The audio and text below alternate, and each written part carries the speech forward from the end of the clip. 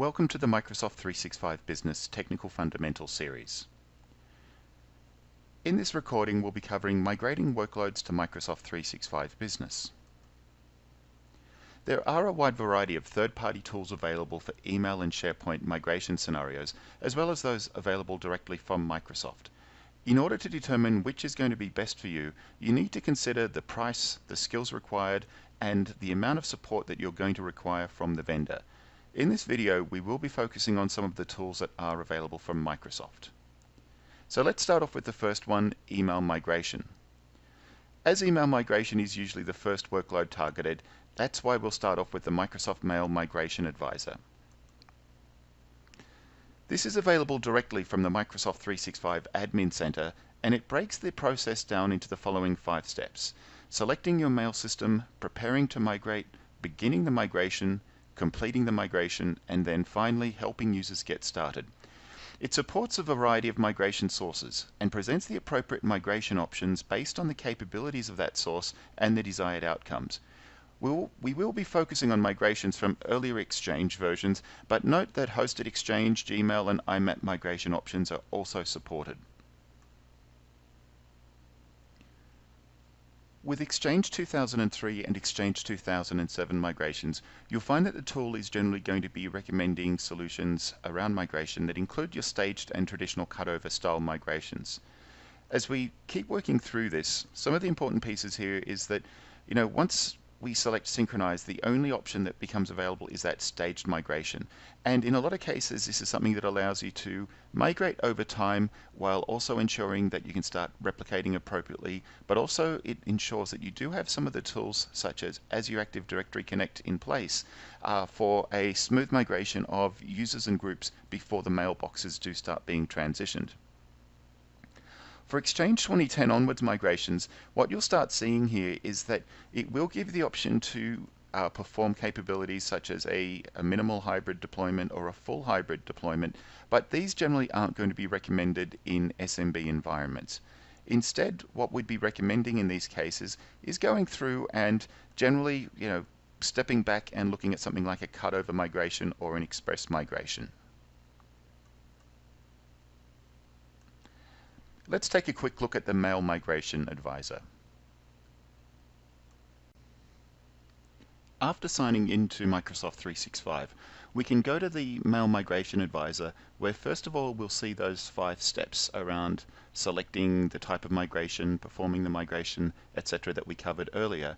But let's jump in and now take a look at some of the configuration options that we saw previews of in the presentation. So by adding a mail system, let's just give it a friendly name, and in this case we'll work on the assumption that it's currently running Exchange 2010, and I'll select Exchange 2010 in here.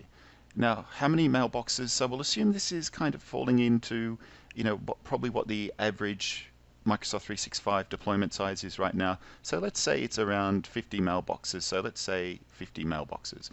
What you'll see here is I want to synchronize this mail system's Active Directory objects with Office 365 and manage my users on-prem. Now, if we've already gone through and configured Azure AD Connect prior to going through and running the Migration Advisor, what you'll find is that this checkbox is already grayed out because we've already gone through and configured that. And what that means, it will actually go through and start limiting the different options that get presented to us. So effectively it's trying to guide us down a fairly narrow path without trying to overwhelm us with all the different options that are available. So in this case, if we say I want to synchronize, so the reason why we do that in this case is because we do want to keep on-prem AD going for a bit longer. The customer's still got some local file requirements, some local apps that are going to require AD to exist for a bit longer. So let's select that one, and then what you'll see here is that it will go through and it gives us the option of going through and performing a couple of different types of scenarios. So here it gives us the option to go through and do like a minimal hybrid, or we could go through and do a full hybrid. But remember that to do a hybrid, not necessarily the way that you want to go with these versions. So if I go through and I unselect this option, if we say that we want to go through and migrate our mailboxes all at once, let's take a look at the option we get there. And that's where we start seeing things like the cutover migration or express migration, Or if we jump up to we want to migrate mailboxes in stages over time, this is where you'll see again it will come back to that minimal hybrid. But using that minimal hybrid, you'll find that we will need to go through and start configuring things such as performing this synchronization. So you can see what it does here. It goes through and it guides you based on the mail system you select. So if I choose an earlier version, and let's say that I don't want to choose synchronize, if I say I want to synchronize, then in this case you'll see it's only giving me staged migrations. So you can see here that it does a good job of filtering out the ones that aren't going to be appropriate for the types of scenarios that you've had. But again, take a look and you'll see here the variety. So IMAP, Gmail, Hosted Exchange. Now note with Hosted Exchange, one of the things to call out here is that this tool itself would be going through and using an IMAP migration. There might be some third-party migration tools that you may want to investigate in this case that are going to give you a better migration experience, because remember, an IMAP migration is only going to bring across messages. It's not going to bring across calendar items, tasks, or other things that people may have inside of their current Exchange environment. So we'll leave that for there because it just gives you a quick look at the way you can jump in and start using this tool. And it's a pretty easy to use tool. You just follow the steps and allow it to do the work for you. Migrating on-premises files into the cloud requires decisions to be made about how the user should be accessing and sharing these files in the future. That's why before we start discussing the migration to OneDrive for Business and SharePoint, we need to start off with a discussion on the different usage scenarios that they provide. OneDrive for Business is designed to be a place where you can store files from your computer into the cloud and access them from any device or share them with others. It's part of Office 365 and it lets you update and share your files from anywhere and work on Office documents with others at the same time. A SharePoint team site is a place that users can collaborate on files, documents, and ideas. It is best set up to facilitate two-way communication between team members. SharePoint offers a full range of document libraries, task lists, calendars, workflows, wikis, and other features to help a team communicate and collaborate. And finally, with both OneDrive and SharePoint, your files are stored in the cloud and you can sync either of those directly to your computer if required. When should you save documents to OneDrive for Business? First of all, if you don't plan to share them with other people, or if you just need to share them with a small subset of people or for a limited scope or life cycle. So some of the usage scenarios here could be is if you are working on a document and you need to go through and just provide access to a certain group of users to provide feedback on that document before making it more widely available. So it may not be worth the effort of setting up a particular team site just for this one document, and it may not necessarily fall into scope of some of the other sites that have been pre-created. When should you save documents to a team site library? Well, you do that when you want team members to recognize the document as being relevant to an ongoing project. You want to be able to spread ownership and permissions across a wider collection of people. If the document is important to the success of a project, it's a good idea for there to be people other than yourself who can control what happens on the site. You want permissions to be granted on a site basis instead of doing it per individual document or per folder. If people have access to the team site, then they have access to documents stored on that site, as well as other pertinent information that may be in that team site. Other project-related documents already saved to that team site library, for example, are things that people would expect to be able to find alongside other working documents. You may also want to be able to create a check-in workflow that assigns the document to somebody else. Let's jump in now and take a look at some of the planning steps that we need to think about when it comes time to migrate documents into SharePoint Online. Planning the data migration is a very important step in the SharePoint migration project, as you need to identify first of all what needs to be migrated and then start prioritizing those needs based on what needs to be migrated and how to optimize that migration process.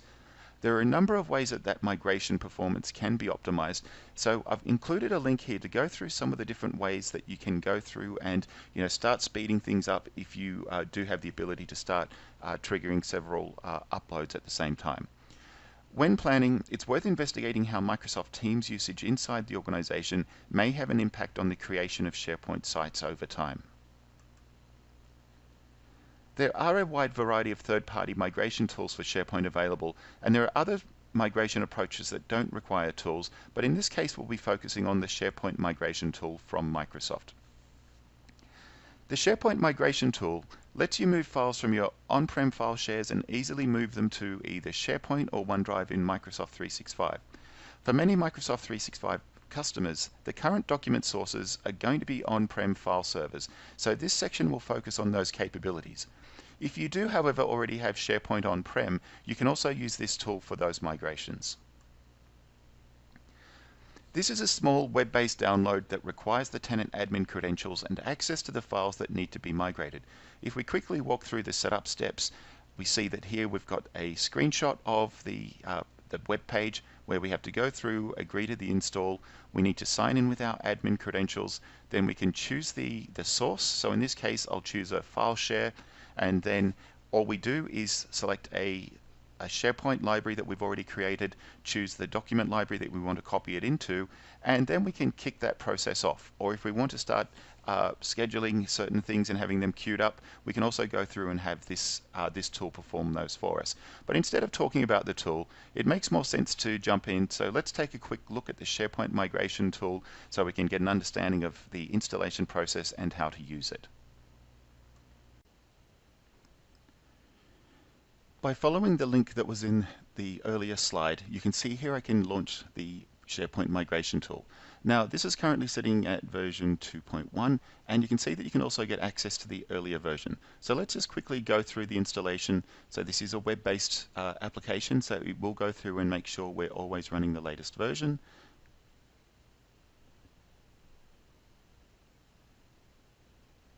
So once we're here, within a few seconds it will prompt us to get started, and obviously some of the things that are going to impact the performance here will be the outbound network speed that we've got. So that's really going to be the biggest factor in a lot of cases. But other things that can have an impact would be things like lots of small files might be a bit slower than large files, for example.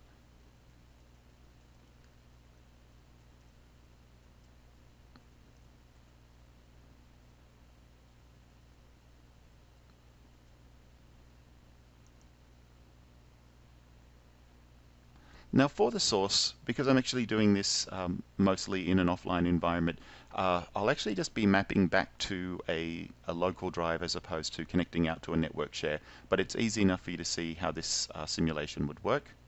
So I'll select file share. So all I'm really doing here is selecting good old 127001. Oops. And I'll click next. Now for the SharePoint site, this is one we need to have created earlier. It won't give us the option of actually creating it through this process, and that's a good idea because it means we actually need to go through and do the appropriate planning and site configuration prior to actually going through and running the migration wizard. Now once that goes through and it populates its information from SharePoint Online, we'll be able to choose the appropriate document library.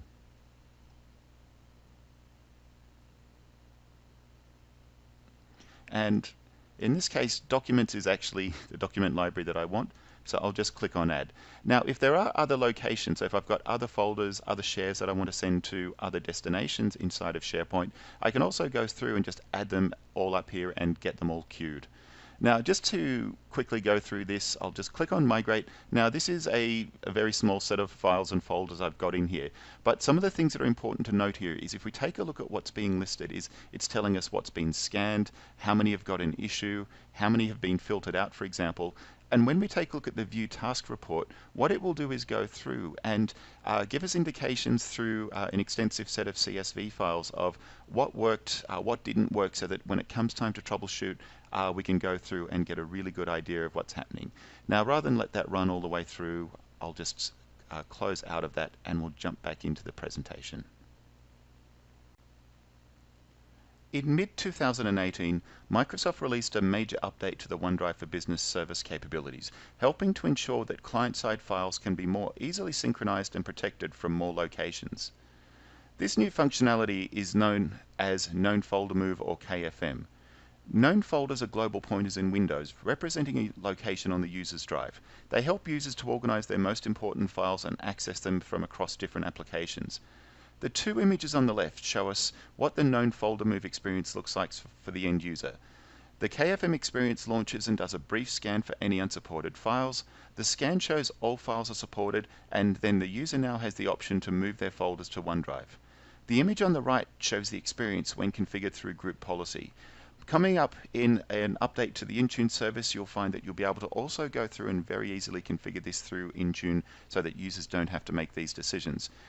If you disable or do not configure this setting, the Setup Protection of Important Folders window won't appear automatically for your users. When we take a look at the two Explorer screens here, you'll see that not much has changed, and that's the idea. User content is automatically synced to OneDrive with no disruption to productivity. Behind the scenes, KFM moves content into OneDrive, so it's always synced to the cloud, protected and accessible from all your devices. You can see the cloud and the green tick icons next to the folders that are being synced, and that's really the only representation that will give you an indication that this has actually been enabled. So it's something that's a very seamless experience for the user. That brings us to the end of this module. Hopefully the tools discussed will be added to your tool belt when it comes time to perform your Microsoft 365 business migrations.